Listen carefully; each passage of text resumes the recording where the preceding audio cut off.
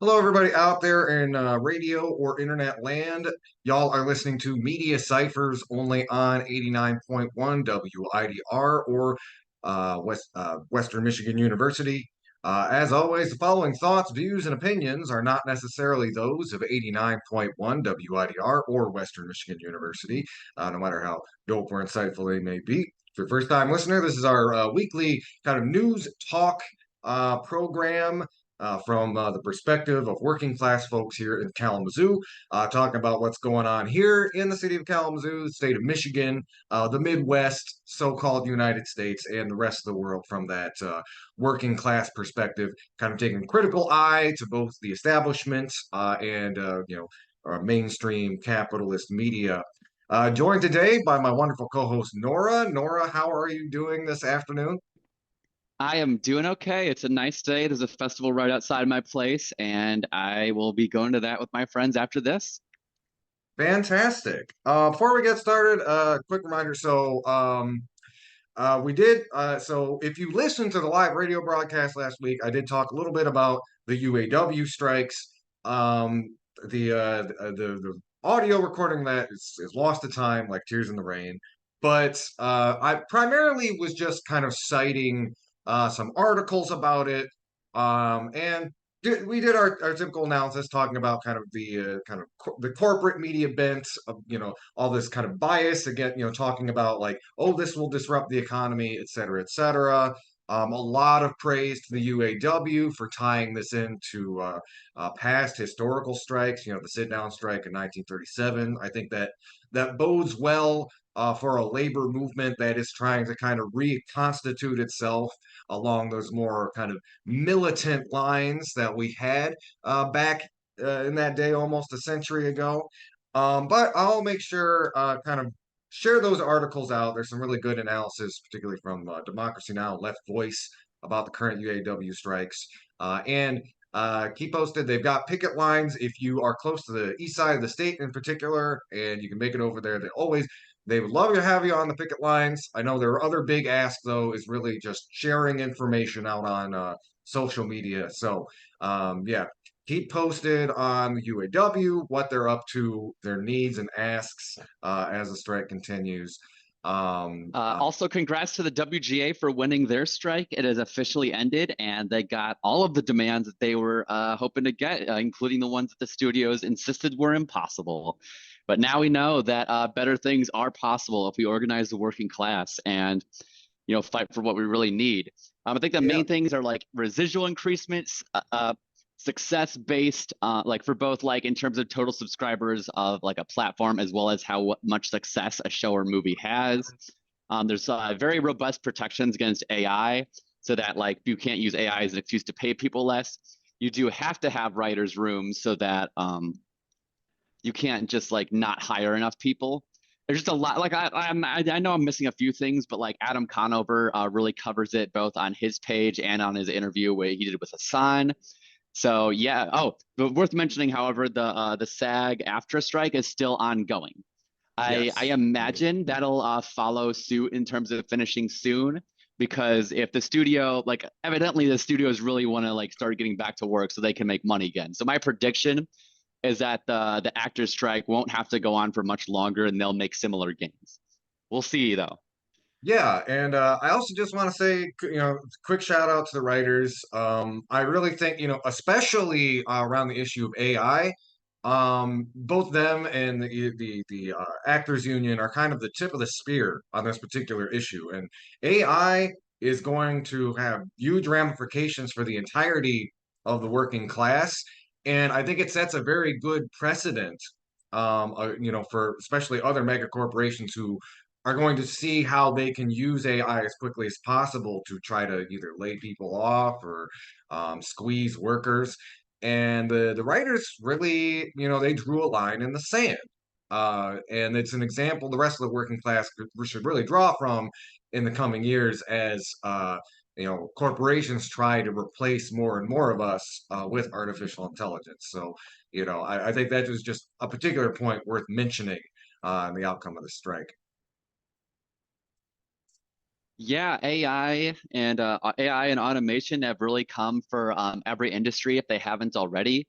And these kind of gains are really important. And here's hoping that we can get more like, just AI and payment residual protections on, more art, more like productions type of labor in the future. Yeah. So with that, let's go ahead. We're going to transition into some of our stories here. And Nora, I'm going to kind of let you open with I mentioned the Midwest, and you have some stories about our neighbor, our Windy City neighbor to the west.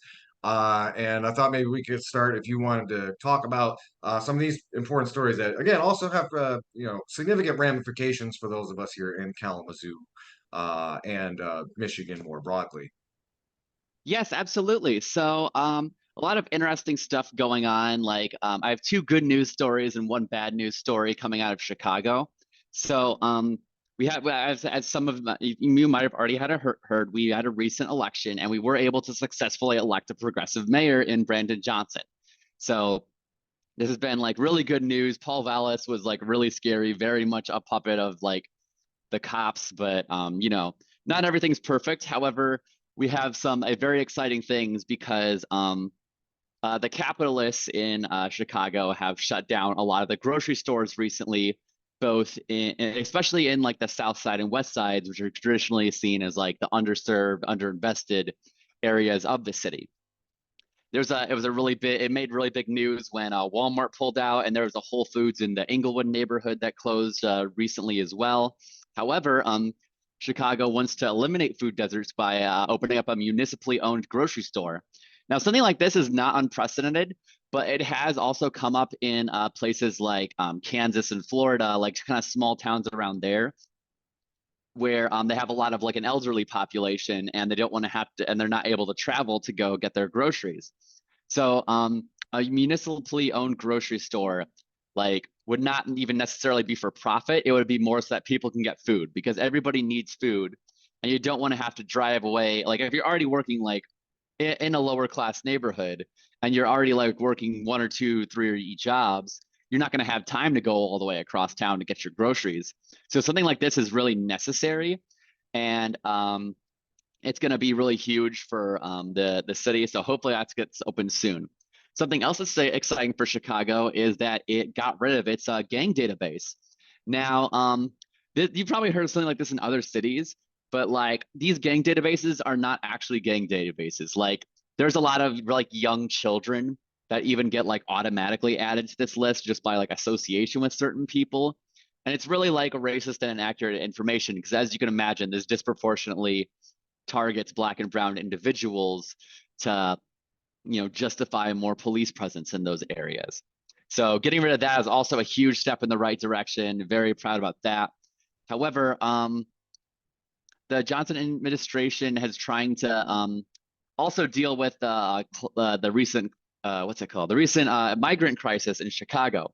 You might have heard earlier, we've talked about this in the show, how Republican governors like DeSantis and Abbott from Texas have been, flying at like lying in order to immigrants that come to their state in order to fly or bust them out to places that are supposedly sanctuary cities as like a challenge to them and how they could actually handle it.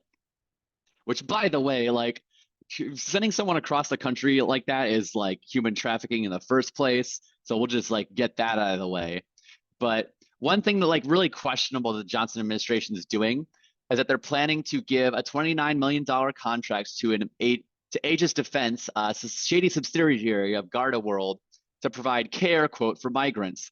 What this would do is that it would build like a tent city to house them instead of housing them in the police precincts, which housing them there, although you get like, I guess, climate protections of being in an actual building, has still been really bad because you have police officers that like will sexually assault some of the migrants, including the underage ones. And it's really upsetting to see. But like to put them in a tent city at a time when winter is on the way is really like not going to help these people at all, especially if you're coming from places like Venezuela, where even the coldest winter would be 66 degrees, which is like what we can expect for next week in Chicago, like in terms of the weather. It's not it's not going to hold for them at all. I know there has been an action on Friday by local activists. Many props to them. I was not able to make it, but were absolutely pushing back on this issue. And if you live in Chicago, or if you know people who are there, tell them to, like, call your alder people, call the mayor's office, and make sure that they build like get actual housing for people instead of you know bowing down to this defense contractor. Oh yeah, absolutely. That's an important story, and especially like, yeah, I mean, this is Chicago is right next to Lake Michigan. We're talking about a very cold, windy area, lake effect snow, all of that stuff. So yeah, I mean, it's better than nothing, but it is also, again, seeing how the resources of the state are used. And again, simultaneously giving tax breaks to, kind of gentrification and development, while people who are really in need of secure housing, you give them tents. Um, Also, kind of just a comment on the gang database story. I think that's particularly important. I think it's especially important for us in Kalamazoo to try to push that example, especially because Kalamazoo has its own history of racial profiling. We go back to a study from about 10 years ago, around the time the Ferguson uprising happened, but it was proven that our Kalamazoo Department of Public Safety had more ingrained like racial bias than Ferguson, Missouri.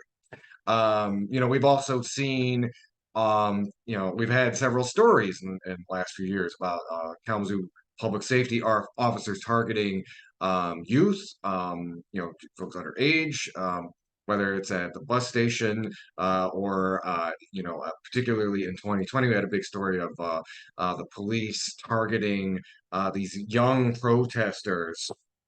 Uh, especially in this time where, Kalamazoo, we've seen an upsurge of gun violence. And, luckily, a lot of community neighborhood programs have stepped in to try to kind of get to that, solve those problems at the street level. You need economic uplift to couple with that, which is something I think is lacking. Um, but especially in times where you have kind of escalated rates of violence, it's very easy for police to start targeting, especially young people, and kind of profile along those lines, rather than, kind of try to get to the problem at the roots. So I think that's something that, us here, particularly in Kalamazoo, should look at and try to pressure city and administration and our own police department to adopt. Easier said than done. We've got kind of a notoriously stubborn police union here, but you know, it's that is a great example of what they've done in Chicago, with something that we should push for here. So, does such a gang database exist in Kalamazoo like it previously did in Chicago and continues to exist in New York, or is that just other typical police racism? Yeah, I don't. I should clarify. As far as I know, there's not a specific database, but they do. There is definitely profiling that happens along those lines in, particularly Kalamazoo's working class neighborhoods, and especially on the north side. So it's kind of a more general critique of, like, taking that ethos that comes with eliminating the gang database, the reasons behind that, and applying that to our situation here. But yeah, to clarify, I don't believe that there's a specific gang database. If anybody wants to correct me on that, feel free to hit us up on the show. But I do think kind of the ideas behind that are something that we can kind of take to heart here in the city. Yeah, that's good to know. And here's hoping that local activists in Kalamazoo can get, like, similar reforms to make things better for the community there. All right. So again, thank you for those updates, Nora. What issue? I know we kind of talked about a couple topics that we wanted to hit on. while we have you here on the program. What did you want to hit on next? Well, there was another debate recently on the GOP side, so I did want to touch on some of the things with the primary. And honestly, things were not a whole lot different in this debate from the last one. It was still very much a clown car of people that have no chance of overtaking Trump in the polls. If anyone is, I mean, I guess in terms of like, handling their brand best, Nikki Haley probably came out looking better than the others in that one, but like that's just based on how like, Republicans might think. So it's looking like it's going to be either her or Vivek instead of DeSantis. So that's definitely something to look out for hypothetically. But again, it's still very much a battle for second. They would a lot of people and like a lot of the policies they're pushing for were the exact same unhinged ones from the first debate they had. They about completely abolishing the Department of Education, about like sending military to Mexico for the migrant crisis, which is also absolutely insane. But also worth mentioning that Mike Pence specifically said that he was going to like pass like a national like abortion ban at 15 weeks. I think that they'll go further than that even, but both Vivek and Mike Pence said that they were going to completely ban gender affirming care for trans youth, which again is taking away health care from children. And you know who else supports taking like preventing care for trans youth that's considering joining the primary? That's right. It's Cenk Uygur on the Democratic side. He's getting his Oh God. Yeah. the supposed owner of the Home of Progressives is staffing up to run.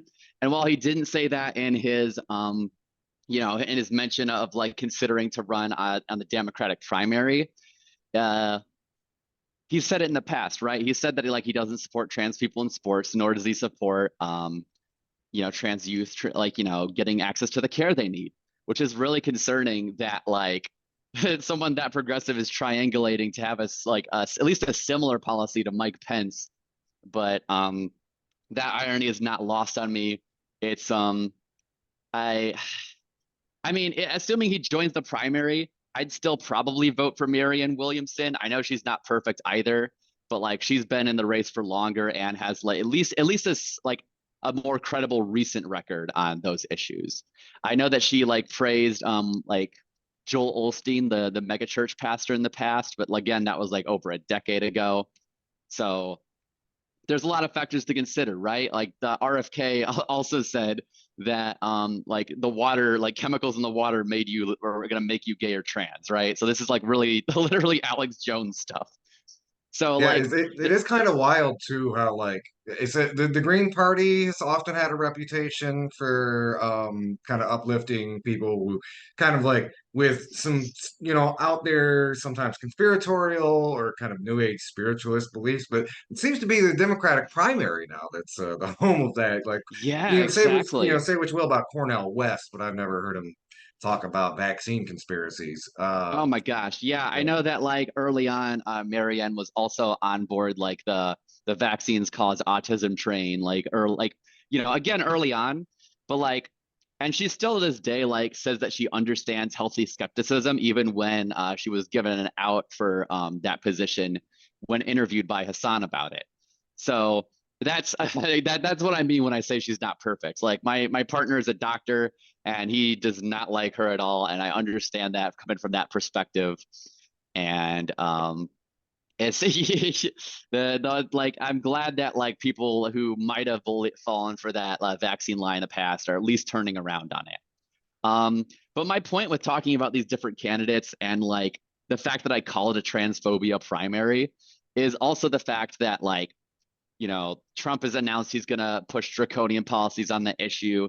And even Biden made it easier to ban trans people from sports in schools and made it harder to get testosterone and controlled medicines in general, as well as making like approving a certain like religious school to like get away with discrimination. So on top of the all the other inactions he's doing on the current like crisis in the country. So what I'm getting at is that there's no real good options for us. I think the closest thing we have to a good option for trans people is Cornel West, but it's at least worth mentioning that he's been on like I guess some like conservative outlets before. But that's I feel like that's a little bit different because like when you're running for president, you are kind of forced to have these conversations with people like even if it's on Russell Brand's podcast, for example, because he did that before the allegations come out. So that's at least worth mentioning. Um, Yeah, I think yeah, it's kind of it's similar. I remember there's a big controversy when Bernie Sanders appeared on Joe Rogan's podcast, and yeah, I think it's very important. Like, you got to make a distinction between like when somebody who's progressive or the left goes on an outlet like that to expose people who otherwise would not be exposed to their ideas. That's a very important thing to do. That it's very useful. Versus somebody like Jimmy Dore who goes on Fox News to punch down on other leftists. You got to keep in mind there are ways to do that strategically, that isn't coddling to the inherent bigotries you might find on an outlet like that, like often trying to actually challenge them. Yeah, that's an important distinction too. To kind of just get back to the Republican debate. Yeah, I was gonna say it was a lot of the same from the last time. There was a lot of them were like focus grouping some one-liners. There's Chris Christie had this one that was like, I'm sure he practiced it in front of the mirror all day. He's like, oh, Donald Trump won't show up. Maybe we should start calling him Donald Duck. Oh, ha ha ha. Yeah, that was bad. But apart jeez. apart from the cringe, I mean the whole thing was cringe. But we did see more of a focus on economic issues, and again, it was I will say real quick, like the whole Donald Duck line sounds like one of those like cringy like wine mom like blue no matter who lines, you know? Like that's not yeah, something you'd expect to hear from Chris Christie. yeah.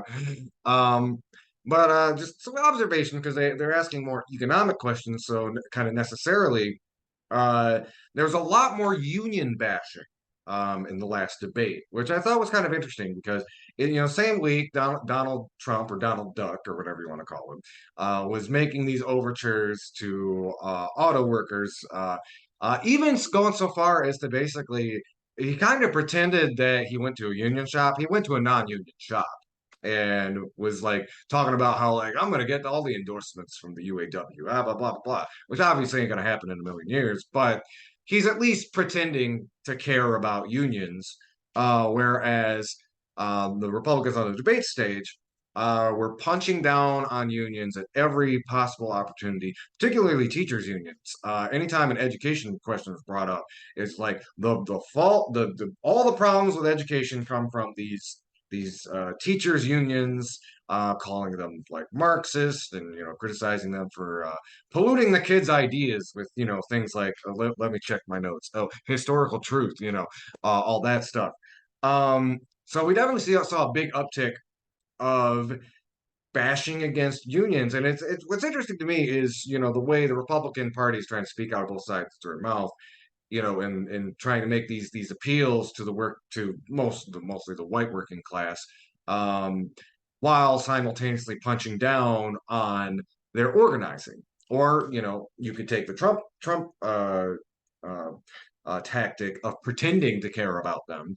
And you even saw that a lot in the early part of his administrations. There were a couple of union heads who thought they could make a deal with the devil. That didn't really work out for him, or not him, but them. But yeah, like we saw a lot more punching down on unions, which I think is again does not bode well.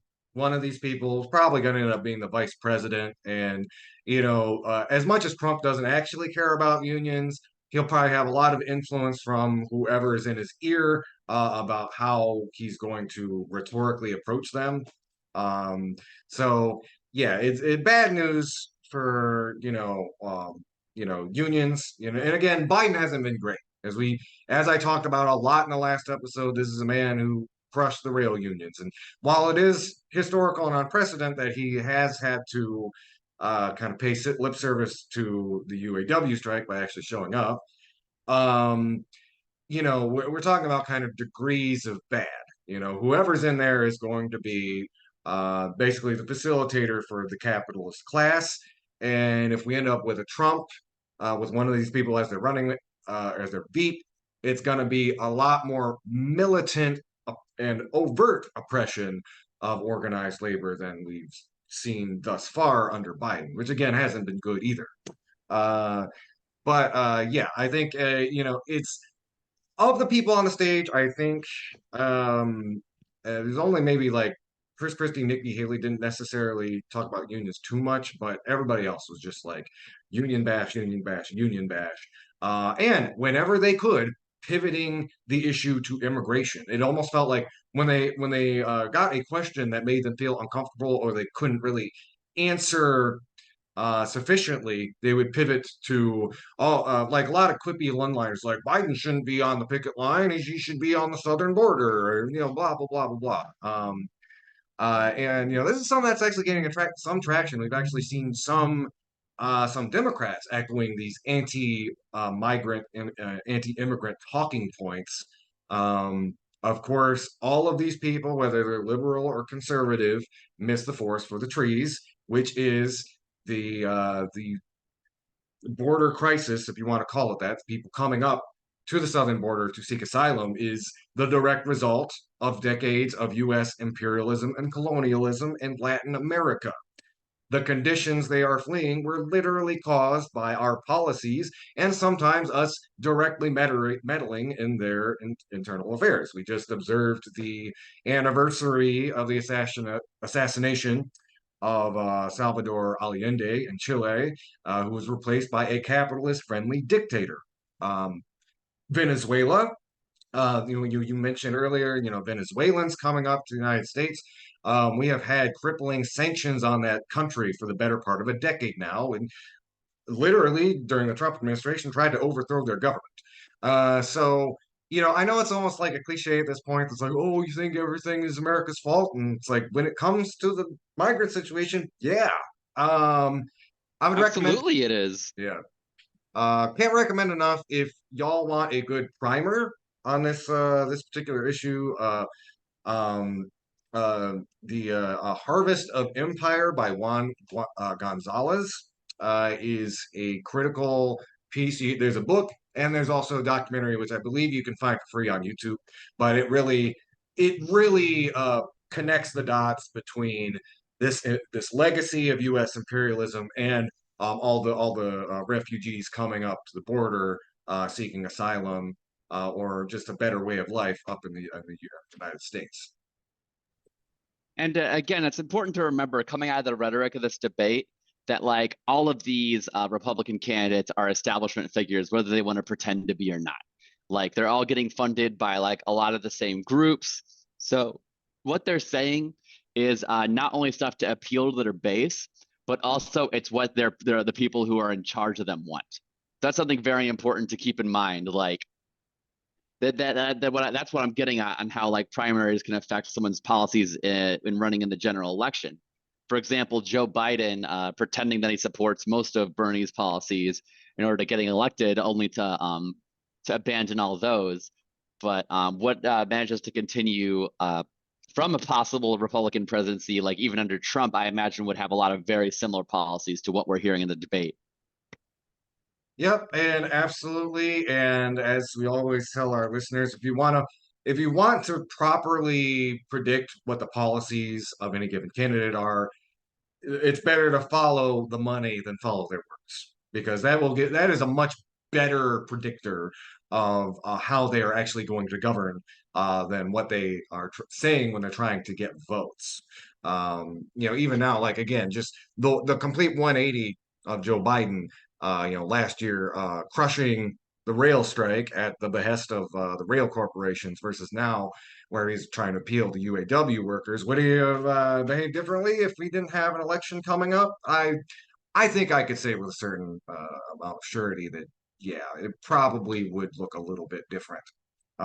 So Yeah, that was the Republican debate, and again, it is a dog pile of people trying to out fascist each other, while again talking out both sides of their mouths of pretending to be populists, which again just yeah, just as a reminder, I want to kind of explain what they're doing, kind of the propaganda at work here. So when a conservative or Republican politician refers to the working class, they're doing this little kind of rhetorical sleight of hand where they're not referring to the working class. They're not referring to, fast food workers, people working in the retail industry. They're not referring to, people who work at our restaurants, hospitality. They're not even really referring to a lot of manufacturing workers, though they pretend to.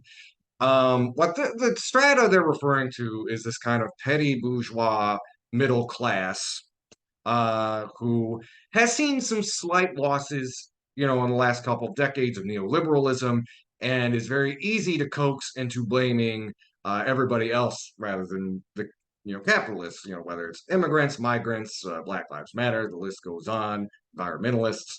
So they're kind of appealing to this petty bourgeois strata that, for lack of a better term, kind of cosplays as the working class. You know, Real working class people don't have a top of the line SUV or truck or whatever. They have that 20, 30 year old workhorse truck that they got to fix up every couple of weeks to keep it going. So when these Republicans refer to the working class, that's who they're really talking to. Uh, and again, there is still a subset of like legit working class white folks who hear that and think that it is actually talking to them.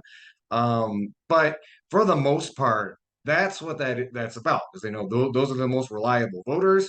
And again, that sort of strata likes to think of themselves as those who are oppressed, those who are struggling the most, when that's not necessarily the case. So you're going to hear whoever ends up being the candidate talk about the working class a lot, and that's what they're actually talking about. So they're kind of important, especially when you're talking to your conservative relatives. This is an important point to bring up, like what they actually mean by that. Yeah, I think it's really important to add that the a lot of the whole like their whole fake working class stuff is based on their definition of populism, which for conservatives is not just about like protecting like this supposed like white working class, but like also appealing to blaming the problems of their country on people, unlike people who are already like not only also part of the working class, but also like just sort of like an easy target for them, like immigrants, like trans people. And we've seen this even happen in like Italy, for example, like in other countries where they've had like populist stints. You'll find out later that when they do elect them, they'll still, be absolutely act on the behest of the corporations, and not, but while still being like incredibly punitive towards the already marginalized. And it's gonna keep happening in terms of like the whole like populist branding, which is not even populist in the first place. Like a lot of these policies are not that popular, especially in the U.S., which is why some Democrats' triangulation against certain parts of trans rights is really, not as effective as they think it is, because it all pulls really poorly. Yeah, and again, I think it's almost like it is part of that fundamental problem that anybody who's been alive for a number of years, you've seen this play out again and again, where the Democratic Party, when they're, and especially in the general election, will do everything they can to pander to this center, the pander to the center. And what they're really doing is try to peel some of that petty bourgeois that the Republicans are targeting. Now, one may ask, like, wouldn't it be easier to just get this much, much more massive group of working class people to come out and vote for you with like good policy? Well, it's like, well, one, There's a lot of internalized, kind of racism and classism in the Democratic Party. But it's kind of this was like, oh, those people don't reliably turn out to vote. It's like, well, you don't give them anything to vote for. Also, they've been burned before. There's a lot of people, I think back to 2016, where a lot of working class people, Bernie was a hard sell because a lot of his talking points were the same as what Obama was talking about in 2008. And we saw over the course of his administration how many of those promises he backed away from. So to a lot of people, hearing somebody who was genuine in those politics was still like really suspicious. Um, again, the Democratic Party would rather try to peel away a much smaller pool of voters who are comfortable with the excesses of capitalism than genuinely working class people who might demand a little bit more of a radical agenda in order to get their vote. And that bleeds into these sort of trans politics too. Even Yeah, though exactly. the majority of people are supportive of trans rights, they're targeting the subset of people who, to them, maybe it's a what more a bigger issue, or even necessarily. I don't have class. The polling divided by class and whatnot, but there's at least that perception that people, in that strata don't really like queerness or difference and that sort of thing.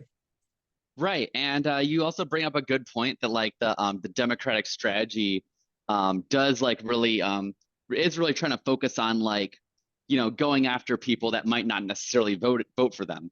I mean, some of it did pay off. Like in 2016, they said they were gonna start converting a lot of suburban moderates because of the bind that the Republican Party is in, that at least that I should say they're forced into it because of Trump. Because any Republican running in the primary now has to run to the right to win the primary. But when they get to the general, they have to pretend that they're just normal. We're not that crazy. And the only one who really can, I think, unite both like the far right and like the moderate right in terms of like them getting elected is Trump, who again is not looking like a good candidate even then because of his multiple indictments and the potential constitutional crisis of electing him. So I think that's going to be a really interesting dynamic seeing that go forward.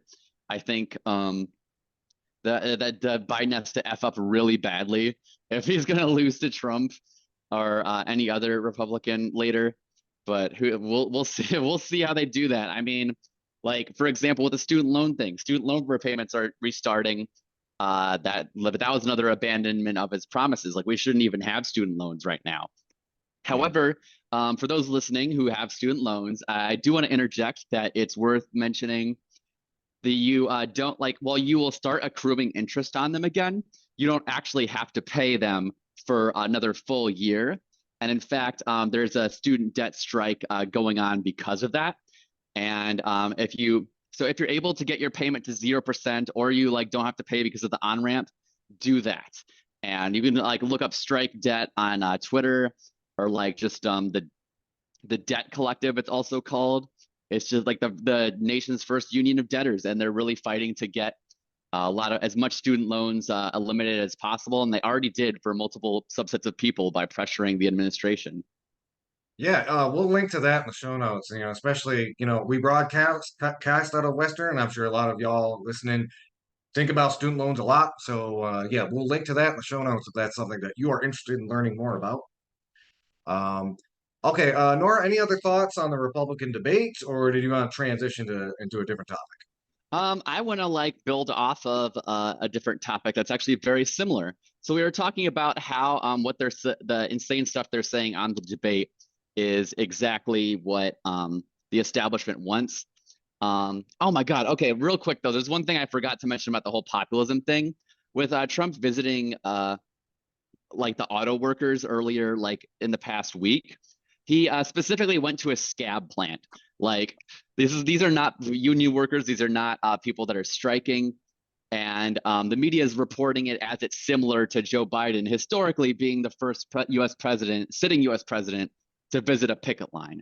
So I just wanted to get that out of the way. But one thing that the Republican establishment does also want is this very nefarious plan known as Project 25. And this thing isn't exactly kept a secret. In fact, they have it posted on the website for free to people to read it. However, it is over 900 pages. And it basically supports this theory that the U.S. president has full control over the like every aspect of the executive branch and can like completely destroy government institutions that'll regulate industry, things like the EPA or the Department of Energy, or just like it'll just allow corporations to get away with a lot more without these independent institutions staffed by professionals, people who believe in science and things of that nature. So it really is a wish list for the corporate state, as well as a lot of social issues that that the far right has really been trying to push. So one thing that's significant about it is that they're going to use this to fully criminalize being trans. How are they going to do it? They're going to define any like trans or queer in general. Like they're going to define any like positive representation of queerness, even if like you're just existing in public, as pornography, and they're going to completely ban pornography. And now this is coming off of rhetoric that's also been used to be harmful to sex workers. It's very important to mention that. But this is like their plan is to go after both in this sense. Like even like just being outside, like as a trans person, you could like, get in trouble, huge trouble because of this if this goes into effect. Like kids could get taken away from their same-sex parents. It would just be a whole mess. It is also worth mentioning that their 2025 bill has not bill 2025 plan also has a huge emphasis on attacking single parenthood and like obsessing with the family as the most important like unit in the country, which I believe would also be like a dog whistle to like families of color who might have like a lot more single parent households, and would also like be really terrible for people who had to escape like abusive partnerships, right? Like they really want like couples to be married and have and like reproduce kids, but only the straight ones and cis ones essentially. So I believe I also like read something mentioned about how they're going to put people that disobey these super draconian measures into like into like detention areas, like camps, right? That's like there's really like sound the alarm on this. This is bad news if this goes into effect. If any Republican becomes the president, like we'll easily backslide into fascism, and in a way that we might not be able to come back to is the way they want to censor things like the internet as well. Yeah, no, that's a really important point to bring up. And especially, the right wing crows about censorship so much when, yeah, in this plan, you're talking about like literally like, using pornography statutes to excise people out of existence. And also I kind of want to speak to so the whole single parent and family thing, it ties into a deeper misogyny that we've kind of been seeing from a lot of right-wing podcasters and outlets, especially men talking about like the Andrew Tates and the Ben Shapiros and the Matt Walshes. But this idea that there's like this frustration that women have the right and increasingly the economic ability to separate from abusive husbands. And you're starting to see this bleed in at the legislative level. Especially this 2025 plan that you just mentioned. So there's a couple things going on there. One, forcing families to stay together, and if you read between the lines, trying to get more white couples to reproduce. But yeah, that's also a big part of it. It's really about trying to kind of force women back into their place when it comes to the idea that men should just basically have control over them and their lives. And it's really the first time in my life I can think of, they're really trying to codify that legislatively. I mean, obviously what happened with abortion last year was kind of the battering ram, all of the restrictive laws we've seen building up to it, but um, the push to restrict it's an extension of their kind of campaign to restrict the autonomy of women and femme-coded people. So I think that's something worth really pointing out too when you look at this 2025 plan. Yeah, that's absolutely going to be a big part of it, as well as like installing all these Trump loyalists into these like federal agencies, like again, like the EPA and the Department of Energy and the Department of Labor, to like ignore facts and pretend like likely even break the law and just act in a way that is contrary to these agencies' existence. So it's not to say that there's not a specific capitalist element to this as well. Oh yeah, Oh, and by and the way, like the Project 2025 also hatched by the Heritage Foundation. So yeah. again, this is like coming straight out of the establishment, and this is absolutely something that they're going to want to do if they get their way. Unfortunately, that's all the time I have for to be on the show today. I got to get going. But thanks again to Andy for having me on, and I hope you have a great rest of your day. Okay, thank you so much, Nora. We've got other stories that are going to be talking about here on the show. You have yourself a great one. Stay tuned. More to come here on 89.1 WIDR Kalamazoo. This is Media Cyphers, your source for political revolution.